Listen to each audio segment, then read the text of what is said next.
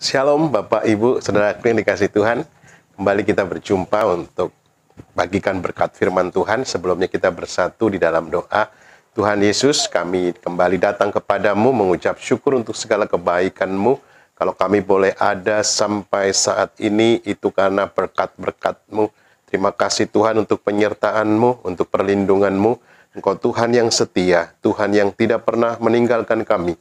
Tuhan yang tidak pernah membiarkan kami. Dan saat ini kami mau belajar dari firman-Mu, karena firman-Mu adalah kekuatan bagi kami, menjadi pedoman dalam kehidupan kami, yang memampukan kami untuk tetap bertahan di dalam segala pergumulan hidup, dan kami akan menerima janji Tuhan, janji kemenangan, mujizat atas kehidupan kami. Dalam nama Tuhan Yesus Kristus, kami berdoa, haleluya, amin.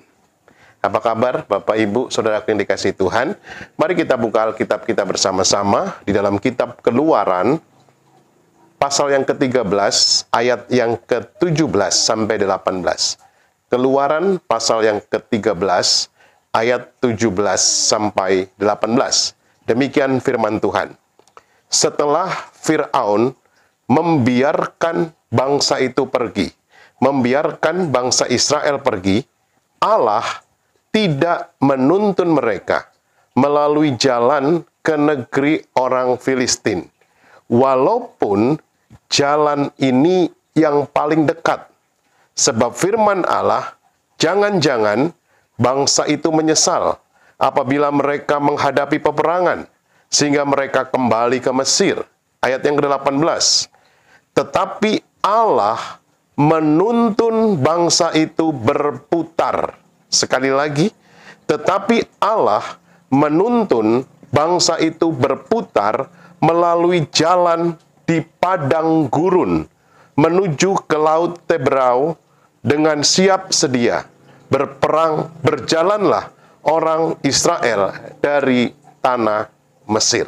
Saudaraku yang dikasih Tuhan, dari dua ayat ini kita bisa belajar ketika bangsa Israel keluar dari perbudakan di tanah Mesir, Allah menuntun mereka.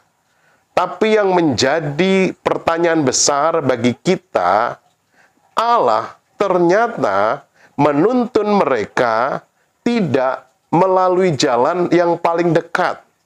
Tetapi Allah menuntun Israel berputar di padang gurun.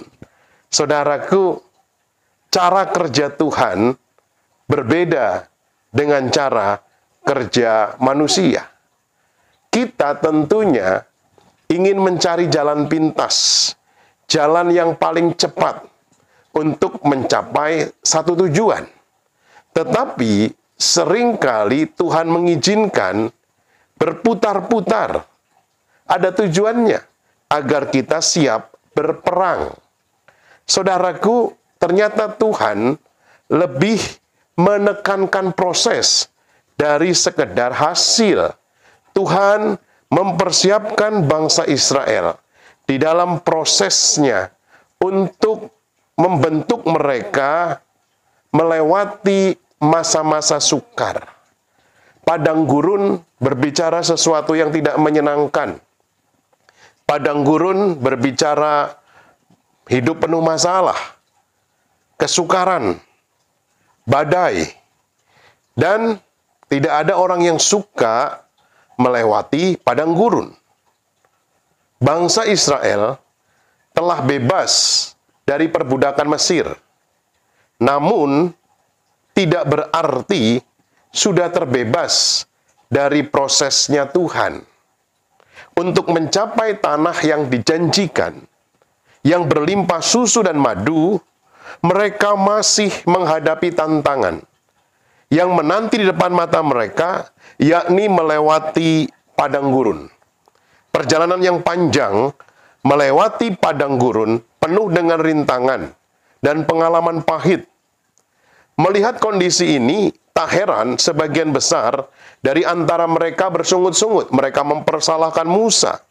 Dan mereka lebih memilih tetap berada di Mesir, meski menjadi budak, ketimbang mati di padang gurun.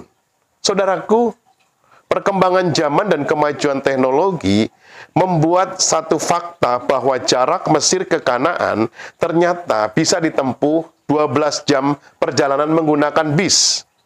Artinya bukan jarak yang jauh. Tetapi mengherankan mengapa zaman Musa ketika Israel keluar dari Mesir dengan berjalan kaki membutuhkan waktu 40 tahun lamanya. Padahal dilihat dari jarak 12 jam. Harusnya cuma memakan waktu beberapa hari saja. Mereka sudah tiba. Apa yang membuat menjadi lama? Kalau kita membaca kitab Keluaran, kita melihat di sana bagaimana keadaan bangsa Israel di tengah-tengah padang gurun. Ada satu pola yang terjadi di sana. Pola yang diceritakan adalah mereka menggerutu. Mereka mengalami mujizat. Lalu ada masalah. Mereka menggerutu lagi. Mengalami mujizat. Ada masalah lagi. Mereka menggerutu lagi. Mengalami mujizat. Pola ini terus terjadi 40 tahun di padang gurun. Semakin besar masalahnya, semakin nyaring keluh kesah mereka. Semakin hebat mujizatnya, semakin besar pula dosa yang mereka lakukan. Perjalanan berpuluh-puluh tahun ini memproses bangsa Israel bahwa mereka berhasil masuk ke tanah Kanaan hanya semata-mata karena pertolongan Tuhan. Bukan karena kuat gagah mereka, tapi karena perkenanan Tuhan. Dan kalau kita belajar saat ini, bukankah masa-masa pandemi sekarang adalah penggambaran padang gurun bagi sebagian besar kehidupan manusia? Tidak seorang pun yang mau hidup di masa-masa padang gurun. Masa-masa yang sukar dalam kehidupan kita. Ketika rumah tangga sedang mengalami masalah yang berat, mengalami krisis keuangan, usaha seret, mau pailit, anak-anak memberontak, sakit penyakit tak kunjung sembuh. Ada banyak orang tidak tahan masa-masa padang gurun. Mulai stres, mengeluh, bersungut-sungut, bahkan tidak sedikit yang mulai menyalahkan Tuhan. Seandainya ini yang kita lakukan, sikap ini sekali tiga uang dengan apa yang bangsa Israel lakukan ketika di padang gurun. Yang sekalipun mereka mengalami mujizat yang besar, yang tiada henti dari Tuhan, tapi mereka terus bersungut-sungut dan memberontak Tuhan. Saya mendefinisikan padang gurun adalah suatu tempat yang penuh dengan pasir, bebatuan, tidak ada pohon, tidak ada air. Kalau siang, cuacanya sangat panas. Kalau malam, cuacanya sangat dingin. Tidak ada apa-apa.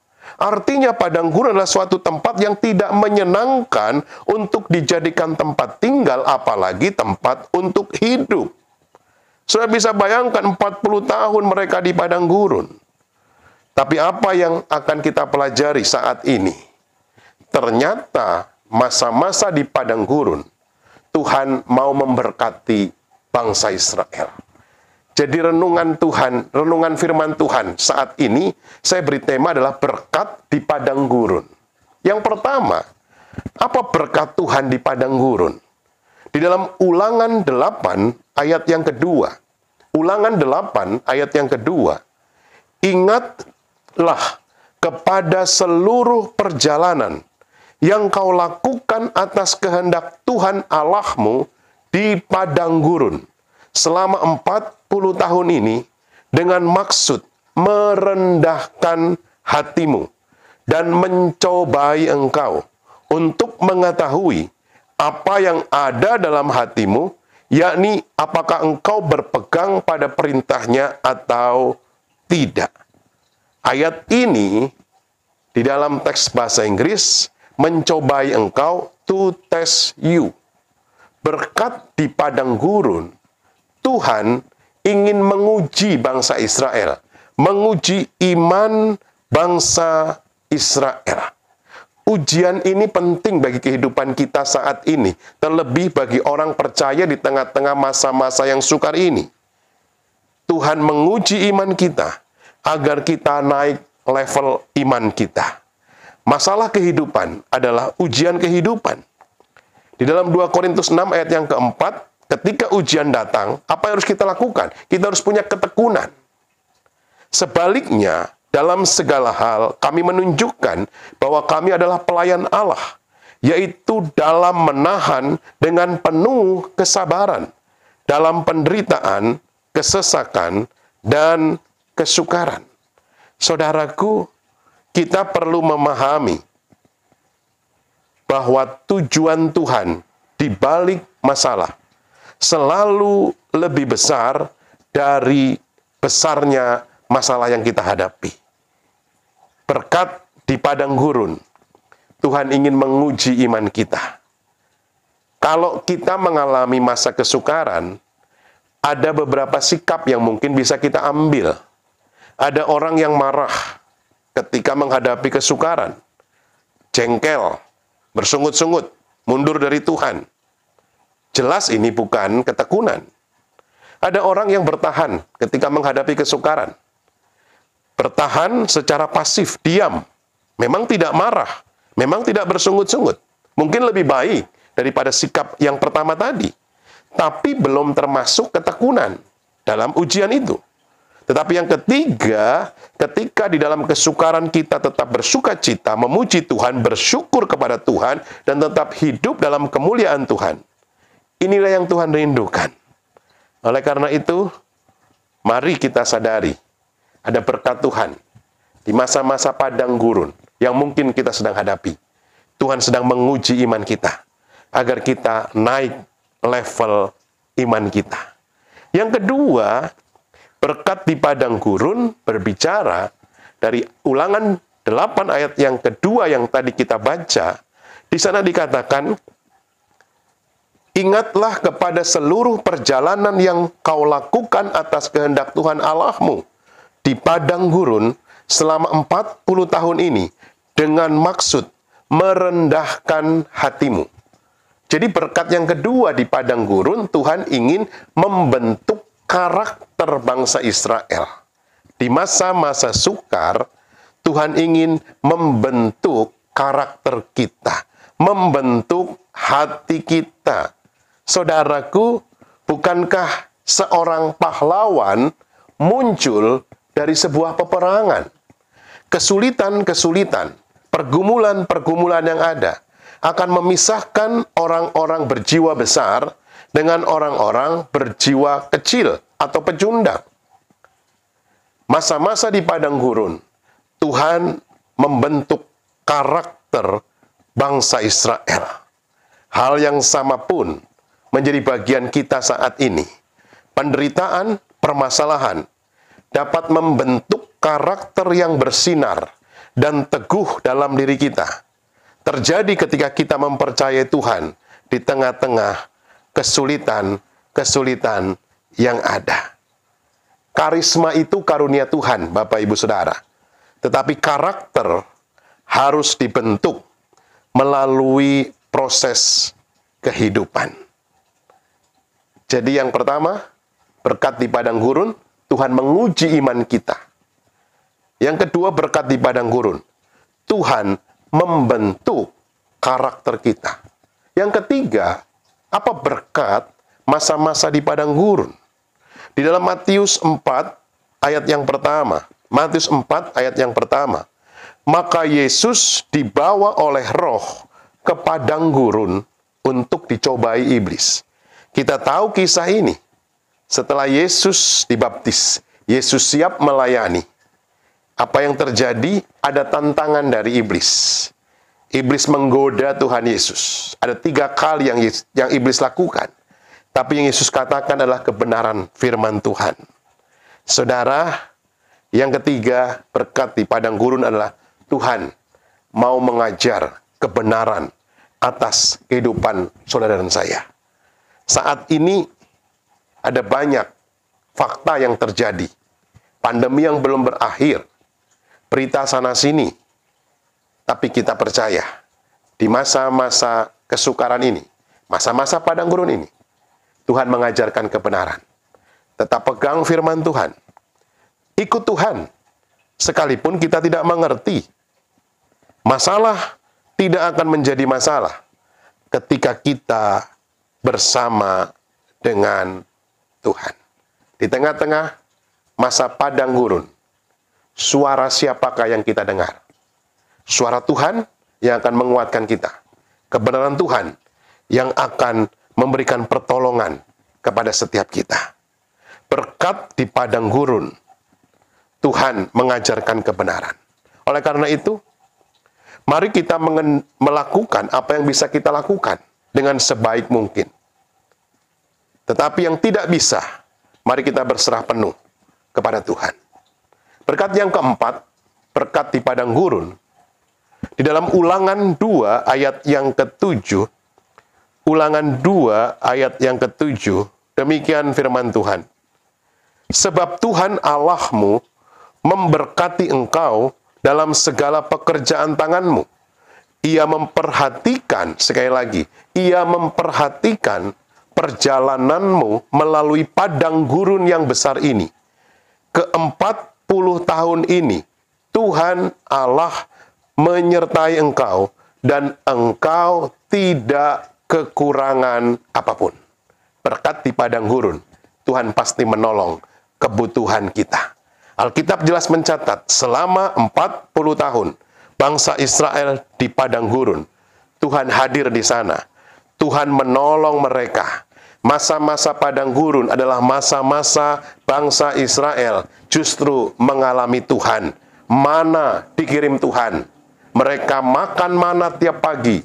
Jubah mereka tidak pernah rusak. Kasut mereka tidak pernah rusak. Bukankah itu bentuk pertolongan Tuhan, penyertaan Tuhan? Selama 40 tahun, Tuhan menyertai bangsa Israel, dan mereka tidak kekurangan apapun. Oleh karena itu, saat ini, di masa-masa padang gurun, masa-masa pandemi ini, jangan pernah khawatir. Kekhawatiran seringkali menjadikan kita lebih fokus kepada masalah, sehingga kita melupakan janji Tuhan atas kehidupan kita. Percayalah, segala sesuatu ada dalam rencana dan kedaulatan Tuhan. Apapun yang terjadi hari ini, tetaplah berharap yang baik. Jangan putus asa. Masih banyak yang bisa kita lakukan hari ini untuk memperbaiki masa depan. Tetaplah berharap kepada Tuhan, sebab Dia Allah yang setia. Saudaraku, kabar baiknya, masa di padang gurun itu sementara. Sekali lagi, masa di padang gurun itu sementara. Hanya 40 tahun terlewati. Masa-masa suka dalam hidup kita sementara. Masa padang gurun memang harus dilewati. Tapi kita tidak akan tinggal di padang gurun. Kita tidak akan menetap di padang gurun. Sebab padang gurun adalah pintu masuk ke tanah perjanjian. Amin. Masa padang gurun sementara. Kita tidak akan tinggal di sana. Kita tidak akan menetap ke sana. Padang gurun adalah pintu menuju tanah perjanjian.